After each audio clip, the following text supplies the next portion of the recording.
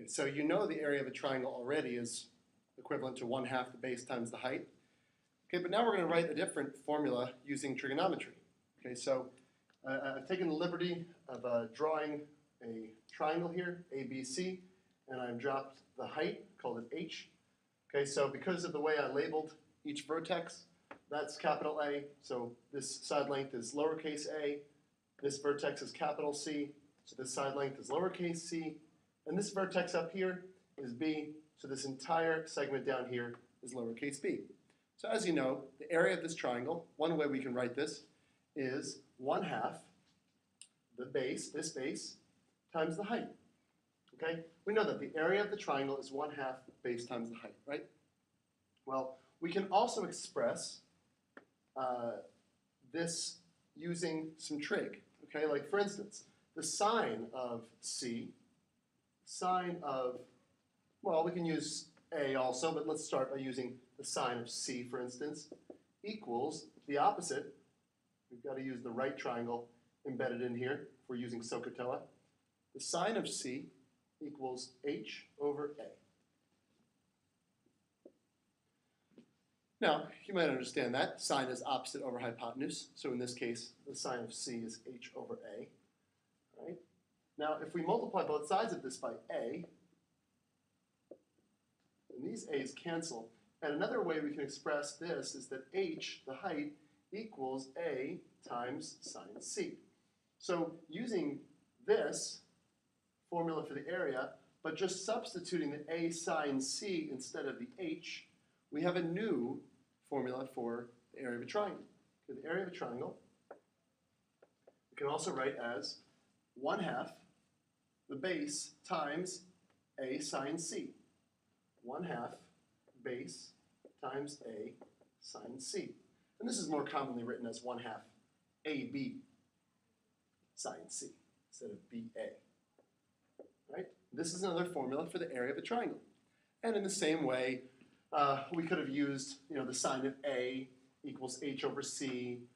So we could have done this a different way, and we would have come up with another formula for the area. It was 1/2,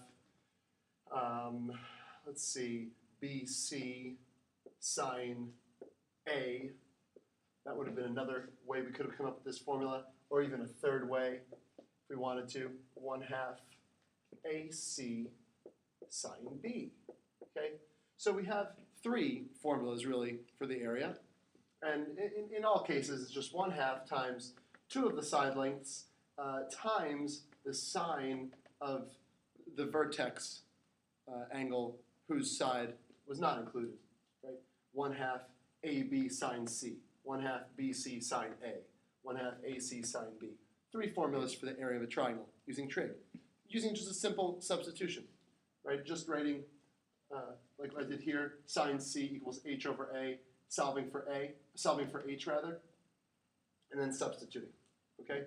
Now, think about what might come of this. If we know these three formulas for area, if you just think about doing one tiny calculation, we're going to get the law of sines out of this. Okay? So by understanding the new way of writing area with respect to trigonometry, if we take all three of these equations, all three of these are equivalent, right? The area can be expressed all three ways. So if we take all three of those, move this around a little bit.